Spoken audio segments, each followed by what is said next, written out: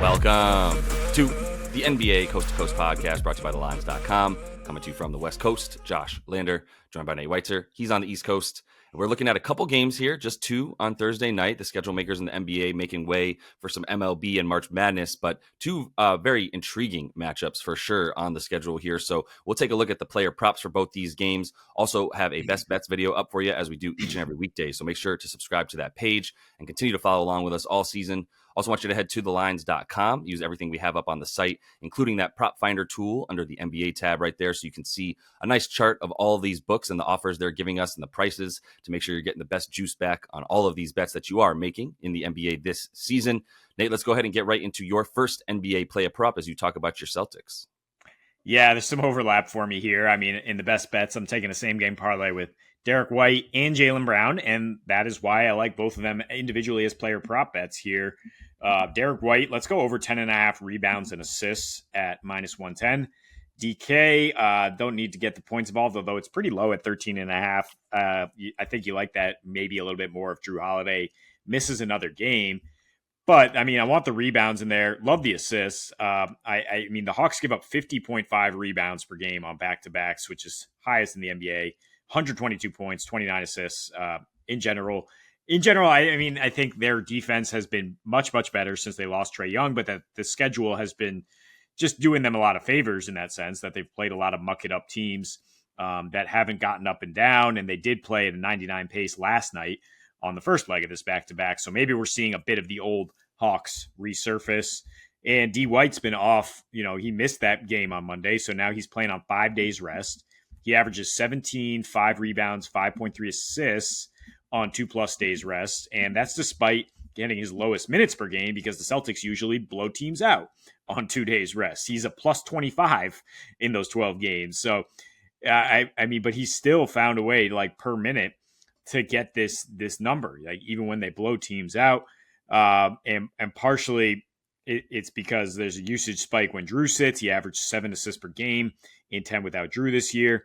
In general, though, since the All-Star break, he's just become more and more of a central stabilizing force for the Celtics team in terms of these peripheral stats. 7 assists on 10 potential assists, 5.6 rebounds per game. He's second in defensive rebound chances, tied with Horford on the team, and second in defensive rebounds, right behind Tatum. He actually has more defensive rebounds per game than Jaylen Brown, Kristaps Porzingis, and Al Horford. And then you look at the playmaking opportunities, like the most frequent lineman since the All-Star break with White and without Drew has an 82% assisted field goal rate, which is like Jokic stuff. It's only the Nuggets have that kind of like share the ball mentality. It's still 75%, the most used lineup without Al Horford if he misses tonight, and Drew and White in there. So I just think, you know, he's the guy who's going to get the Celtics right after they blew this game, and then they have 2 days to prep. And I think he'll be diming up and getting you some boards as well against a Hawks team that's on a back-to-back. Yeah, I feel that the only thing I about the assist with Derek White is just when Jaylen Brown is out there and playing, takes away a lot of possessions for assists. I love targeting Derek White assists as soon as like either KP or Jaylen Brown are out, but this is still at a reasonable number for him, especially. I do think the points are reasonable as well, to be honest with you, at 13.5. Like you said, there's some value for that to go over. We do need to know what happens with Drew. Like if Drew sits, then like there's 4 assists that are live for someone who wants to grab them. Seems like Derek White would be the guy, and he is, like you point out in his numbers without Drew. That's really important to me. I don't know why you would try to rush Drew Holiday back. I mean, they've been super conservative. I mean, rushing him back, like if this was the playoffs, like probably playing, right? Like Drew probably is playing most of the games that he's missed as of late. He's been the dude getting the most rest out of anybody, even when they've been sitting other guys. So I love it when there's 2 dudes out from the starting lineup, and then you can just target guys like Derek White for that purpose. But either way, I think like rebounds will be there for sure. I like the 13.5 points as well. But let me talk about DeJounte Murray, excuse me, and his points and assists. And like, yeah, we got to monitor what happens with his health, since he was a little bit banged up with some lower back soreness that made him questionable in that game last night versus the Trailblazers. Still went for 30 in that one and had the 35 and a half minutes, which is actually below what he's been getting. It was a 14-point victory for them at the end. It wasn't close for too often, but like it wasn't like they didn't need him for most of the game. They definitely left him in there playing normal minutes, but he had a wonderful matchup against that Blazers team. I would say that might have been the easiest 30 points that he's gotten in a while. And I want to target him because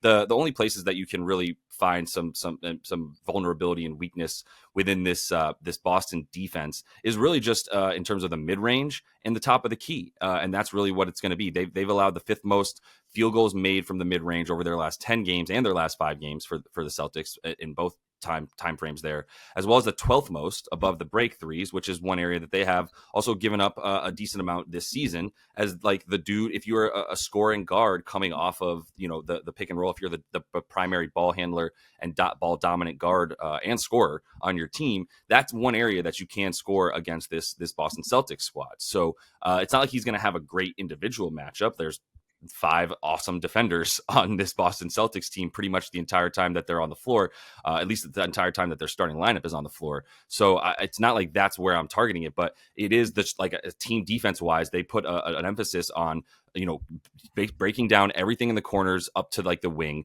and then everything below, basically everything above the break is like, you're not getting that against us, right? So you're gonna have to make some of these long mid range, and you're gonna have to make the 3-point shot from up above. I considered bogey as well. If we see Murray in there in a way that like he's hobbling around or whatever, bogey at 17 and a half points might be a slightly better play for just the points. Especially I like adding the assists because we just watched him get 15 assists against the Celtics team, even as they somewhat shut him down on offense, and he only got the 19 points.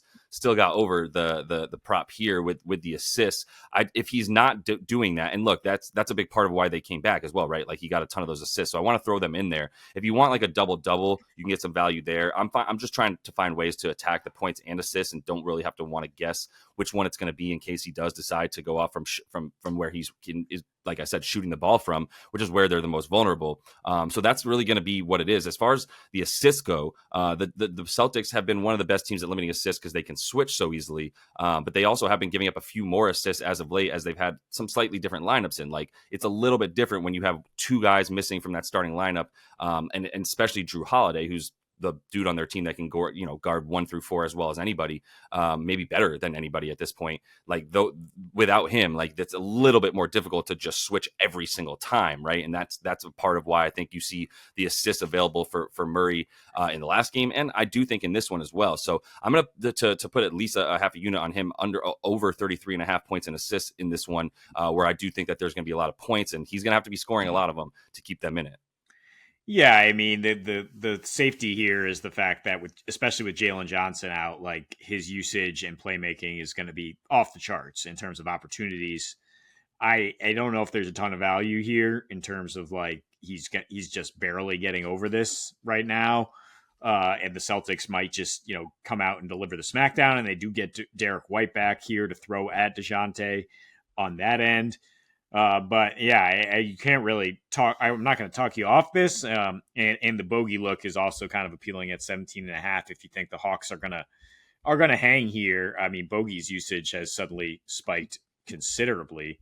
When he took like 20 shots last night, so that's a look as well. But then, let me get to the second half of my Celtics parlays here, which is Jaylen Brown. Over 22 and a half points is the core bet. I think ladder it to 25 plus if you'd like. And once again, I mean, I tried this on Monday at plus 400.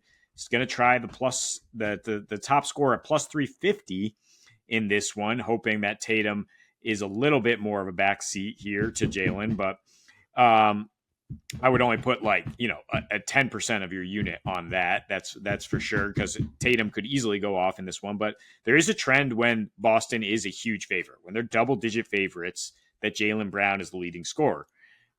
33 and 31 against Detroit with no Tatum. That's obvious. But 27 at Portland in a 22-point win. 29 when they destroyed Golden State. He had 25 against Dallas. That's slightly below, and Luka outscored them there. And 31 against Philly, which was one less than Maxey on the other end. I don't think DeJounte Murray is going to outscore him, and I don't know who else on the Hawks would. So it's really just JB versus Tatum, and if you're looking at that market. But we talk about in the best bets, like the reasons he's going to have a good game. He comes out aggressive after these losses as the tone setter. He's going to score early and often against a Hawks team that's on a back-to-back and has just not been able to guard inside the arc. They're allowing opponents to shoot 57% their last four since losing Jalen Johnson on twos. And JB is going to be far more of the guy who's like, look, when the Celtics are rolling, they're assisting on threes and everybody's dropping those in. When they're not necessarily rolling or when they need to get it going in a different way, it is either KP post up or it's Jaylen Brown just doing his thing. And I think we're going to see plenty of that here, which we've seen since the All-Star break, 21 plus points in all 14 games. His usage rate has jumped to 33%, with Tatum ailing a little bit. On the road, where the Celtics tend to get into a little bit more closer games, he's playing 5 more minutes in March, scoring 28.8 points per game, despite poor shooting from three and from the free throw line. And he's from Georgia. There's that narrative. He's played well in Atlanta, 25.5 points. But yeah, I mean, the key stat is he's number one in the NBA among qualified guys in points per touch since the All-Star break. He's just getting buckets left and right, and this is a bounce back spot for the Celtics. Yeah, totally agree. I do like I said a number of times, I love the Jaylen Brown stuff in this game with a very weak Atlanta transition defense. That's a huge part of all this. You talk about last four without Jalen Johnson for the Hawks. And yeah, everything down low, like they need at least Onyeka Okongwu and or Jalen Johnson alongside Clint Capella to have any kind of chance down low against anybody who wants to go down there consistently. And hopefully Jaylen Brown is doing the go all the way to the basket Jaylen Brown stuff and not the like off the dribble pull up from three Jaylen Brown stuff, because that is when he gets himself into trouble. But I think he'll probably be salivating at the thought of getting to the rim. Clint Capella has not been the same defender that he's been in the past. He's been a very good offensive rebounder, and that's been the key for this Atlanta team in a lot of ways. But this is not it for him. Like, he's just going to have dudes flying at him towards the rim, or there's going to be a ton of long shots. Might even starting to talk myself into a Clint Capella under of some kind, but I have to look at that a little closely. So all of that's correlated though to JB doing his thing in transition, going to the bucket. Let me take an under in that game to help you in the other game, rather, excuse me, the Bucks and the Pelicans. I know you like an under the total in that one. And if that's the case, we kind of need Dame not to go off, because I don't know that anybody's going to be able to stop Giannis too effectively in this one. I mean, I don't think there's a good matchup for Giannis in the NBA, but even on as good as this Pelicans team is, I don't think that there's a really solid matchup for them here. I think Herb Jones is going to be a good matchup on Dame. I don't know that you put him on Giannis. We'll see how they play Giannis. Probably some form of like have a smaller dude on him out on the 3-point line, and then try to build that wall with the bigger dudes who are playing off of that. But for Dame, this really just comes down to like him being the guy and the things that he does being the things that the Pelicans really do limit, right? Like, first of all, the pick and roll stuff. The Pellies are the best defense against the pick and roll, period. And especially against the ball handler. They are giving up the fewest points per game, the fewest points possession. They really just mess up everything that they want to do with their really good wings that can just blitz and come out and hedge essentially all the way out as far as you want, because guys like Herb Jones and Trey Murphy are super long and very quick for dudes their size. So that's why they're two of the dudes that have made this defense what it is essentially, right? With a lot of Larry Nance coming in, which also means fewer points and slightly actually better defense than Joe Val at the rim. But as far as the everything else, like allowing the fourth fewest points per game to point guards on the season, and that number has only gotten better as the season has gone on. At the beginning of the season, they did miss a couple guys for like the first like 2 to 3 months before they really got it together. There was usually like one dude out that was a crucial defensive player for them. I would love for Jose Grand Theft Alvarado to play in this game. He is questionable, and he missed the last game that they played, and Dame got 26 in that one. And Jose is a difference maker when it comes to the defense, especially at the top of the key. This Pelicans defense has been in the top 3 for the entire season in terms of limiting above the break threes, above the break attempts from 3. Like they're not giving up any looks from up there. We know that's where Dame is playing. Now, if Dame decides that he wants to get into the lane, they've also been very good in the paint, and especially before you get to the rim, like I was saying in the other video. The key here for their defense is it's like a stark difference from the 5 feet right next to the basket to the 5 feet that is the rest of the paint out to the free throw line, essentially,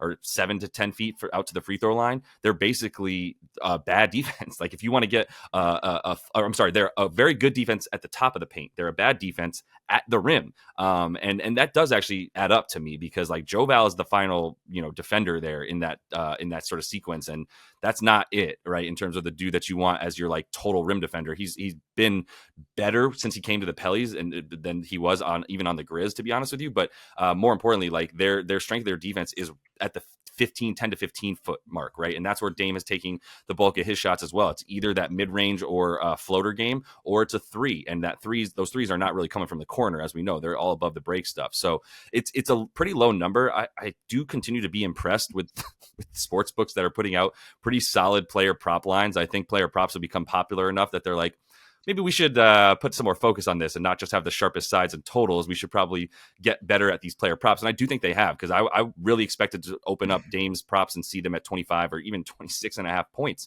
for this team. And they're all the way down at 23.5. They've actually gotten bet up by from 22.5 as well. So I'm taking the extra point after it's gotten bet up from 22.5, which is a really sharp number if you're avoiding an under. But I'm still going to go with an under in this game, because I also want to support you in the fact that if this game's going to go under, someone's got to not get their points in this one, right? Thanks, bud.